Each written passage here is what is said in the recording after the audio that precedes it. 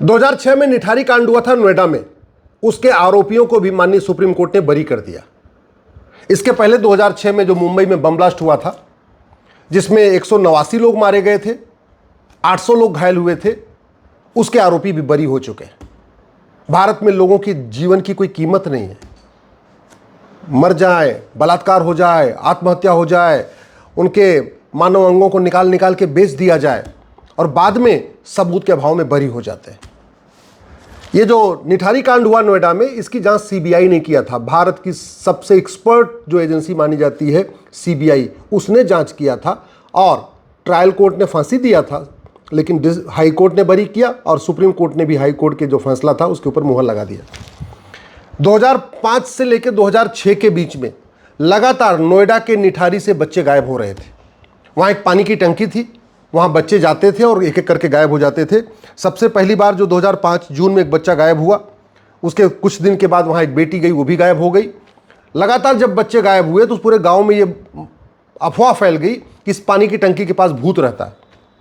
और बच्चे कोई 1 2 3 4 नहीं, 44 बच्चे तो उसी एरिया के गायब हो गए, निठारी के आसपास के एरिया के गायब हो गए। जब पुलिस ने वहाँ पे एक हेल्पलाइन नंबर जारी किया तो 600 माता पिता ने शिकायत दर्ज कराई कि हाँ, हमारे 600 बच्चे गायब हुए हैं। जब पुलिस ने जांच करना शुरू किया तो पंढेर की कोठी के पीछे से 19 बच्चों का नरकंकाल मिला। फिर सीबीआई ने आके जांच करना शुरू किया तो 32 और बच्चों की हड्डियां मिली और उसके बाद हाई कोर्ट ने बरी कर दिया, सुप्रीम कोर्ट ने बरी कर दिया।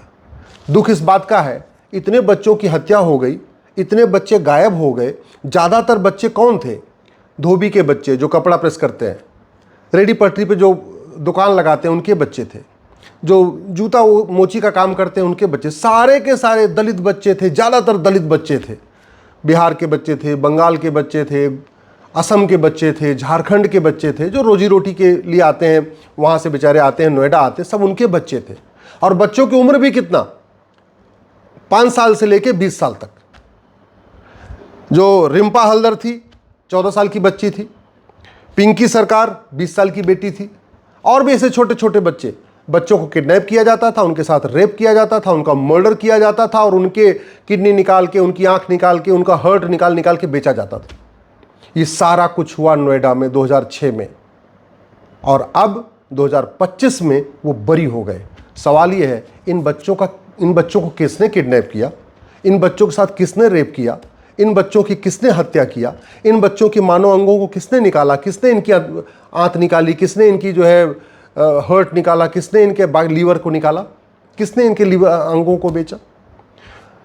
कोठी थी पंढेर की, पंढेर पहले बरी हो गया। पकड़ा कौन गया? पंढेर का नौकर सुरेंद्र कोहली। सुरेंद्र कोहली भी अब बरी हो गया। सुरेंद्र कोहली कह रहा था कि पीछे एक हॉस्पिटल है, वहां पे मानव अंग बेचे जाते थे, इसलिए मुझे नहीं पता, क्या पता हॉस्पिटल के लोग ये काम करवाते हो। सीबीआई कह रही कि नहीं, इसी ने ही किडनैप किया है। सीबीआई का आरोप था कि इसमें पंढेर भी था। हालांकि पंढेर के ऊपर न पुलिस ने ठीक से धारा लगाई थी, न सीबीआई ने ठीक से धारा लगाई थी। सारी की सारी जो धाराएं लगाई थी किडनैपिंग की, रेप की, मर्डर की, वो कोहली के ऊपर लगी थी। तो पंढेर का केस पहले भी कमज़ोर हो चुका था। जिनके बच्चे गायब हुए थे उसमें झब्बू लाल थे, जो वहाँ कपड़ा प्रेस करते थे, उनकी बेटी गायब हुई थी। उनको तो 1 करोड़ का ऑफर दिया था, पंढेर ने 1 करोड़ का ऑफर दिया था। बाकायदा उन्होंने आज भी मीडिया को बयान दिया है। बल्कि उनका बेटा कह रहा था 1 करोड़ ले लो, इस केस में कुछ नहीं होगा, कम से कम 1 करोड़ रुपए ले तो लो। लेकिन बेटी की खातिर, बेटी की इज्जत की खातिर उन्होंने, वो गरीब आदमी जो कपड़ा प्रेस करते उन्होंने 1 करोड़ नहीं लिया। और आज अब वो पछता रहे, कह रहे 1 करोड़ ले लिया होता तो कम से कम आज तो वो बरी तो हो ही गए हो। ये स्थिति थी। सारे के सारे गवाह मुकरते गए, गवाह मुकरते गए, गवाह मुकरते गए। अब सवाल ये है, इतना सब कुछ हुआ, लेकिन कोई भी गांधीवादी, कोई भी समाजवादी, कोई भी वामपंथी, कोई भी अंबेडकरवादी, कोई भी पेरियारवादी, कोई भी दलितों का रहनुमा, कोई पिछड़ों का रहनुमा इस मुद्दे पर संसद में आवाज़ नहीं उठा रहा है। कि एक भी सांसद संसद में नहीं कह रहा है कि बम ब्लास्ट वाले छूट गए, मुंबई वाले, निठारी कांड वाले भी छूट रहे हैं, पुलिस रिफॉर्म होना चाहिए, पुलिस चार्टर लागू होना चाहिए। एक भी नेता ये नहीं कह रहा है कि लगातार लोगों की हत्या करने वाले बलात्कारी छूटते जा रहे हैं सबूत के अभाव में, भारत में जुडिशियल रिफॉर्म होना चाहिए, जुडिशियल चार्टर लागू होना चाहिए। कोई भी गांधीवादी, समाजवादी, लोहियावादी, वामपंथी संसद में खड़े होकर आवाज़ नहीं उठा रहा है कि हाँ भारत में एक एडमिनिस्ट्रेटिव रिफॉर्म होना चाहिए, एडमिनिस्ट्रेटिव चार्टर लागू होना चाहिए, सिटीजन चार्टर लागू होना चाहिए, एविडेंस चार्टर लागू होना चाहिए, विटनेस चार्टर लागू होना चाहिए। आज तक मैं पहले भी कई बार कह चुका हूं, अगर ये जो अमेरिका का फेडरल पिनल कोड है ना, हमने अगर आईपीसी की जगह इसको लागू कर दिया होता तो बहुत सारी समस्याओं का समाधान हो जाता। बहुत अच्छी किताब है।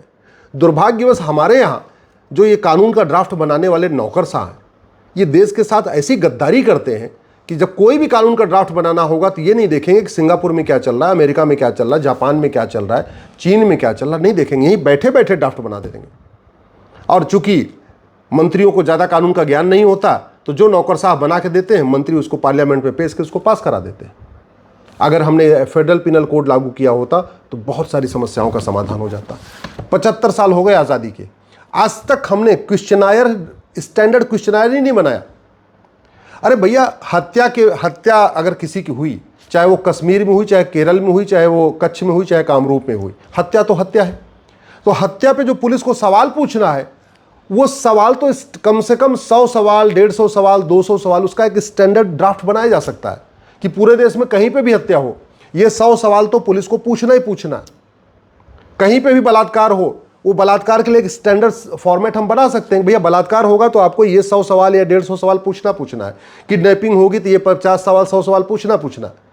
किसी भी तरीके का क्राइम हो, हर तरीके के क्राइम को कैटेगराइज करके उसके ऊपर स्टैंडर्ड सवाल हम पूछ सकते हैं। जो बाद में क्रॉस एग्जामिनेशन होता है कोर्ट में, जो जिरा होती है, जो वकील वहां पे सवाल पूछते हैं, वो सवाल पुलिस ही अगर शुरुआत में पूछ ले तो बहुत हद तक काम आसान हो जाएगा। दूसरा, हम झूठ को गंभीर अपराध घोषित क्यों नहीं कर रहे? अगर किसी अपराधी को पकड़े और पुलिस पहले ही बता दे, एफआईआर के साथ ही जब पूछताछ करती बता दे कि देखो भैया सच बताना, झूठ बोलने पे 10 से 20 साल की सजा होगी, ऐसा अगर कानून बन जाए तो जो अपराधी होगा वो झूठ बोलने से पहले 10 बार सोचेगा। और पुलिस ये भी बता दे कि झूठ मत बोलो, क्योंकि अभी तुम अगर जो सवाल हम पूछ रहे हैं, यही सवाल हम तुमसे, जो 100 सवाल अभी हम मौखिक पूछ रहे हैं, यही 100 सवाल हम लाई डिटेक्टर में भी पूछेंगे, यही 100 सवाल हम नार्को में भी पूछेंगे, यही 100 सवाल हम ब्रेन मैपिंग करके भी पूछेंगे। तो जो आरोपी है ना, वो समझ में आ जाएगा कि अभी तो हमसे मौखिक सवाल पूछा जा रहा है, बाद में हमारा पॉलीग्राफ टेस्ट भी होगा, बाद में हमारा ब्रेन मैपिंग भी होगा, बाद में हमारा लाई डिटेक्टर भी होगा, बाद में हमारा नार्को टेस्ट भी होगा, और अगर इसमें कहीं मिसमैच हुआ तो 10 से 20 साल की सजा होगी। तो जानते हैं, पूरा का पूरा चांस है कि जो आरोपी होगा उस सजा से बचने के लिए सच बोल देगा। अगर हम गवाहों के जब बयान लेते हैं, अगर हमारे पास एक कानून हो कि झूठी गवाही गंभीर अपराध है, और जब भी कोई गवाही देने आए उससे पहले बता देंगे, देखो भैया सच गवाही देना, अगर गवाही तुम्हारी झूठी साबित हुई तुम्हें 10 से 20 साल सजा होगी। अगर एक बार आ भी गया होगा ना 10-20 हज़ार रुपये लेके झूठी गवाही देने, वहीं कोर्ट से भाग जाएगा, बोले मैं गवाही नहीं दूंगा, ये पकड़ो 10 से 20 हज़ार रुपये। चाहे वो पंढेर हो, चाहे मुंबई के आरोपी हो बम ब्लास्ट करने वाले, ये इतने बड़े सिंडिकेट लोग चलाते हैं। ये लोग ऐसे ही, पंढेर ने किया कि नहीं किया मुझे नहीं पता, इसमें गवाह खरीदा कि नहीं खरीदा, या मुंबई के जो बम ब्लास्ट के आरोपी थे उन्होंने गवाह खरीदे कि नहीं खरीदे मुझे नहीं पता, लेकिन कहीं ना कहीं भ्रष्टाचार है, कहीं ना कहीं घटिया कानून है, उसका खामियाजा आम जनता भुगत रही है।